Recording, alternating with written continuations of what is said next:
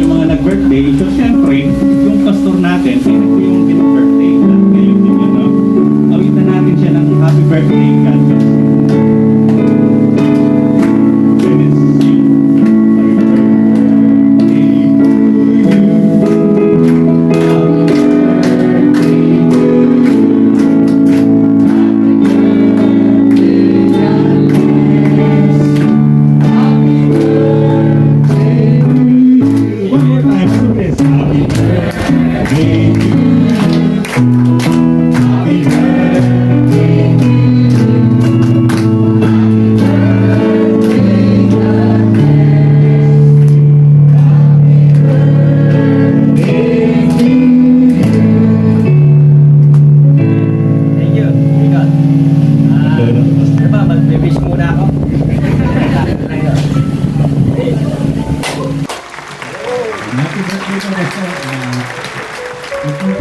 Nagsing programa, no, para i-recognize yung karawan po ng ating pastor.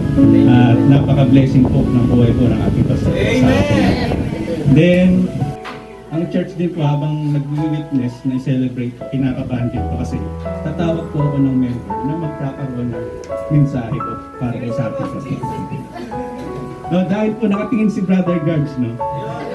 Sige po, tawagin po natin si Brother Chris.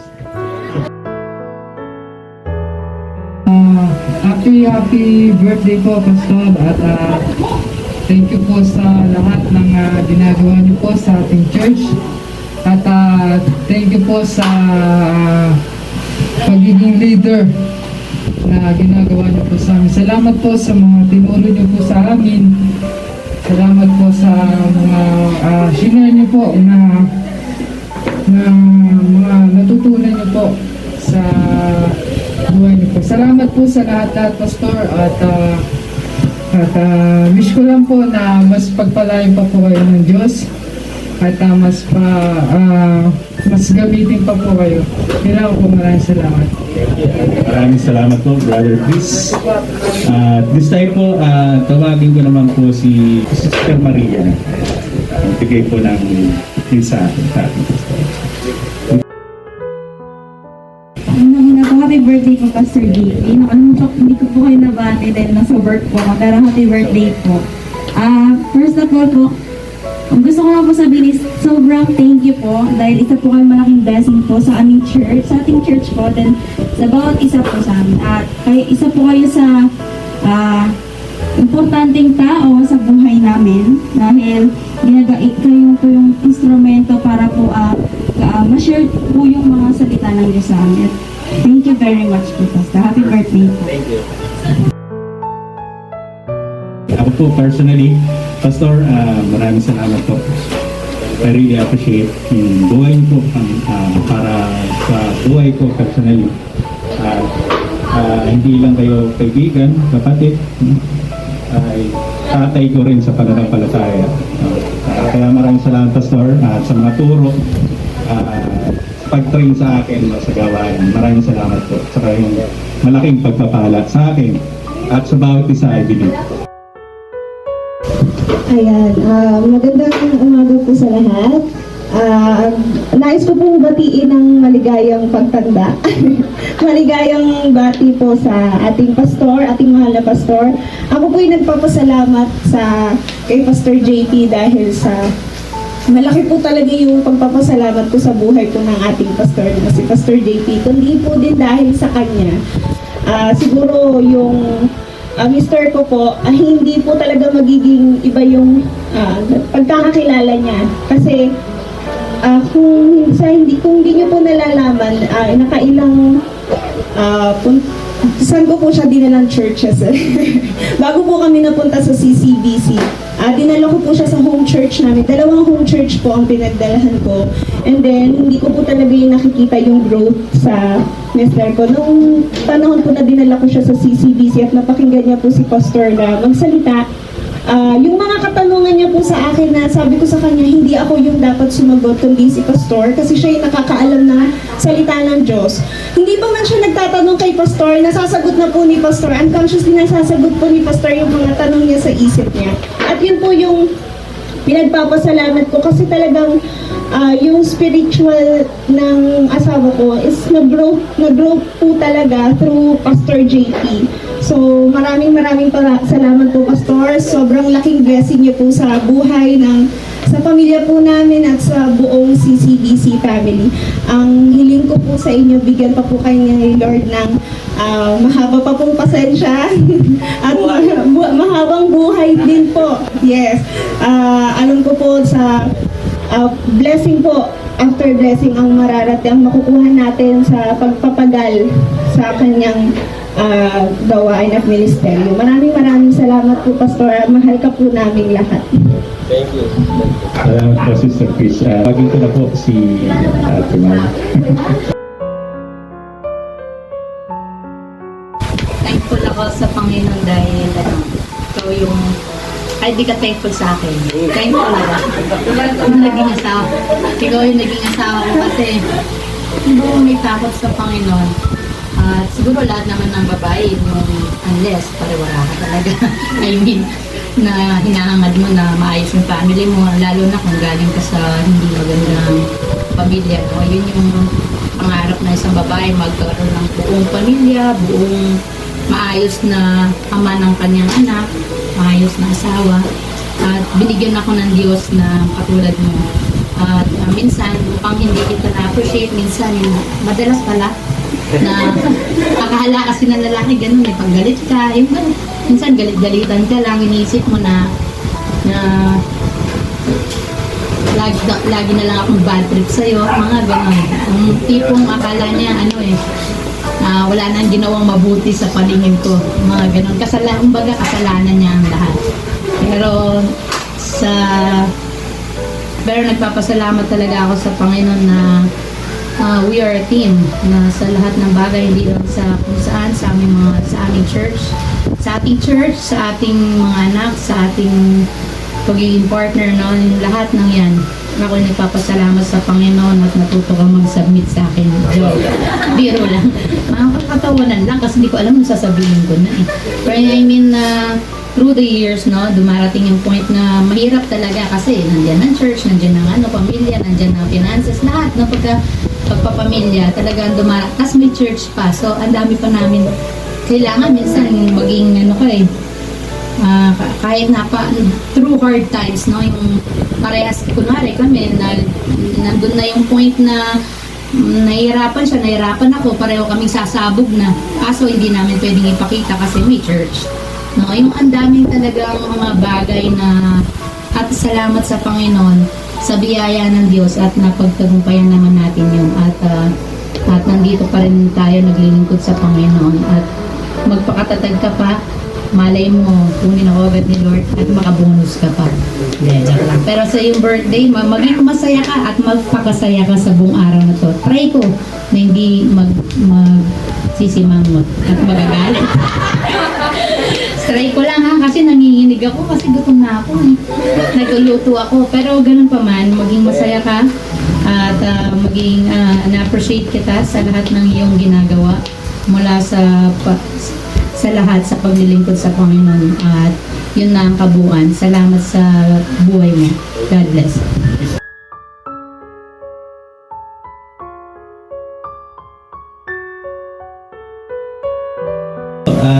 Kung sa mga nagtatanong po kung ilang taon na po si Pastor, siya po ay years old na po. So, kayo na pong bahala. 17. No? So, siya po ay teenagers 20 years ago. So, syempre, sa birthday, so hindi po ito mawawala, no? Itong bagay na ito. So, syempre, ang church po ay nagkaisa, nag-uusap, nagkaroon ng pag-uusap, contribution para po sa bagay po na ito. So, sige po, pwede po ba na pa-press po? Meron lang pong ibibigay po sa ating pastor po. Pagi ko lang po si Pastor Bonus po. Ito pong gift na to ay medyo mahirapan si Pastor na magpahiram kasi pag nabasag ay bibili na lang ng bagong phone. Kasi talagang sobrang mahal ng screen, okay? Pagka nabasag, talagang napapaluha si Pastor. Okay? So, pero simpleng bagay lang po ito, At ako po ay take ko na rin yung opportunity na pasalamatan si Pastor at actually hindi pa siya binati ng happy birthday at ngayon pa lang at maligayang araw po po Pastor at malaking blessing po kayo sa akin personally at alam niyo naman po at dito ako nag-grow, dito ako kung ano po yung meron ako ngayon as a Christian. So at naging malaking blessing po yung family niya sa akin po dahil yun nga po, yung mga sinasabi ni ate kanina. So, nasasaksihan ko na yon. So, kung pag natitrain na ako, di joke. Kaya sanay na ako kaya, di joke lang. Baka away na ako pag-uwi, di joke lang po. At salamat Pastor, sa inyo pong buhay, at salamat po sa pagtitiwala sa mga binibigay at alam ko po na mahirap at minsan pinagkukwentuhan yung mga dapat na pagkwentuhan about sa church. Pero talagang mahirap, by faith na lang po talaga. So, ito po ay simpleng blessing ng church. At, ayan, salamat kay Sister Arlene na naka-video. Kasi kailangan video yun pag i-open. Kasi pag may, hindi po namin in-open talaga doon. Nirefuse to open namin para maramdaman ni Pastor yung bagong-bago. At sige po, ito po ay simpleng regalo lang po, sa church. So, ayan, pwede pong i-open na Pastor, Magpapasalamat muna ako Pastor Gina. Thank you sa ating church. Unang-una sa misis ko. Siyempre unang-una sa Panginoon. And then sa aking may bahay, sa mga anak ko at sa bawat isa sa inyo. Kasama nating naglilingkod sa Panginoon. Na-appreciate ko yung ganito kasi marami kong mga nasaksihan na mga pastor na nakapag-appreciate lang yung mga member ng patay na. Paano ma-appreciate ng pastor yun? Hindi naman niya na maririnig, di ba? Na-enjoy na niya yung langit. Ganoon din po sa atin, lesson din sa atin to na yung mga mahal natin sa buhay, let us appreciate them. Pasalamat tayo sa kanila, nanay natin, mga anak o kapatid. Kasi kung mamamatay sila, kahit ano bang sabihin mo dun sa kabao, hindi niya na maririnig yun nasa pastor, masaya po ako na pastor ng Christ-centered sapagkat na-appreciate ko at na-encourage ako. Pinipigilan ko lang na wag lumaki yung ulo ko kasi pag lumaki mabigat ibig ko na sabihin, masaya ako. Kung ang mga pastors ay, alam niyo naman, namamatay sa sakit ng puso o sa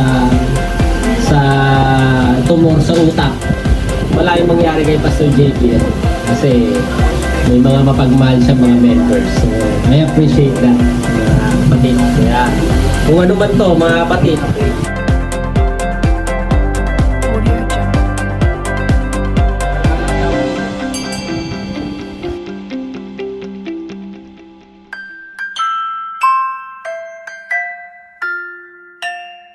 yung mga lingkod ng Panginoon kapag pinaglingkuran mo, bumabalik sa naglingkod yung naglingkod kay Elijah, nabuhay yung anak niya.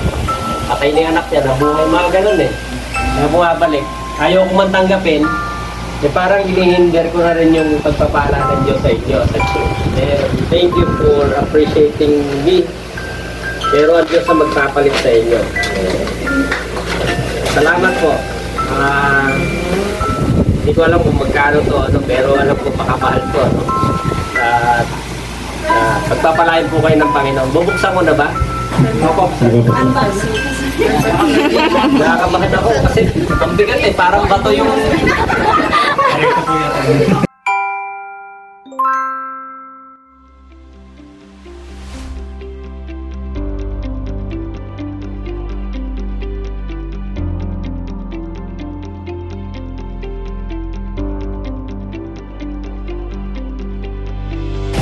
Ay, marami pong salamat. Ito po yung ito ay Xiaomi 11T Pro. Hindi ko pa ito nakita pero alam ko yung Snapdragon 888. Yun, talagang malakas to tsaka mahal to Thank you so much po. Ayun po, sige po. Hingin ko lang po yung bawat isa na sumayo at ipapanalangin po natin ang ating pong pastor sa aming pong araw. Hingin ko lamang po si Pastor Benny. Salamat po sa bawat Yan, kung po kayo maragala pastor, pwede daw kunan po ng insurance yung screen niya. Pero kasi umabot ng 5,000 per year. Hindi ko na muna gagamitin. So, maligayang kaarawan po po sa Ramang. So, tayo pong lahat ay manalangin at let us pray also for our food. Lord, salamat po sa oras na ito. Salamat Panginoon sa nakatapos na service, gawain Panginoon, at salamat sa pagpapala mo sa umagang ito Panginoon na na-feel yung aming pong mga spiritual needs. Salamat Panginoon sa mensahe at sa taong ginamit mo Panginoon sa umaga pong ito. Dinadalain po namin as a church Panginoon ay nilalapit namin sa iyo yung aming pong pastor. Isa pa muli Panginoon na gamitin mo siya Panginoon sa lugar pong ito nang may kalakasan Panginoon at pagpapala sa kanyang pong buhay. At salamat Lord sa panibagong karagdagan na taon at hindi lang po sa kanya maging sa iba Panginoon. Nagdaos ng kanilang mga karawan kina Ate Emmy Panginoon, kina Ate Jane at sa mga iba pa Panginoon. O Lord, pagpalain niyo po yung kanilang mga buhay Panginoon na patuloy na lumapit sa iyo, patuloy Panginoon na ikaw ang kanilang makunan ng kalakasan sa araw-araw po ng kanilang mga buhay Panginoon. O Lord, pagpalain niyo po ang umagang ito at sa mga gagawin pa po namin mamaya Panginoon at ikaw siyang patuloy na maitaas po sa aming mga buhay. Lord, bless our food to become nourishment of our physical body at bless our fellowship. Salamat po sa mga naghanda, salamat sa mga nagbigay para dito Panginoon at pagpalain niyo po ang bawat isa. At i-bless niyo po yung aming choir practice mamaya Panginoon at yung simple aming talento ay magbigay sa iyo. Magbigay sa iyo ng papuri Panginoon at maitaas ka. Salamat po Lord. Pinataas ka po namin at pinapasalamatan sa pangalan ni Jesus. Amen and amen.